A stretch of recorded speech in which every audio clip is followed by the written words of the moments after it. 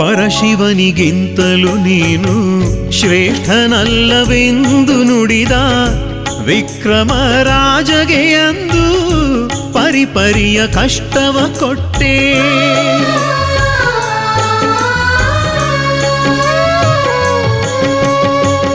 ಮಾಯದ ಕುದುರೆಯ ತಂದು ಏರಲು ಕಾಡಿಗೆ ಎಸೆದೆ, ರಾಜನ ಕಳ್ಳನ ಮಾಡಿ ಕೈಕಾಲು ಕಡಿಸಿದೆ ಅಂದು. ಶನಿದೇವನೀ ಗತಿಯನಲು ಕ್ಷಮಿಸಿ ಸಲಗಿದೆ, ಶನಿದೇವನೀ ಗತಿಯನಲು ಕ್ಷಮಿಸಿ ಸಲಗಿದೆ.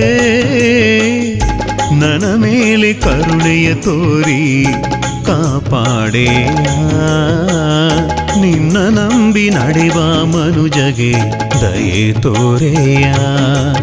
ನಾ ತಾಳೆನೋ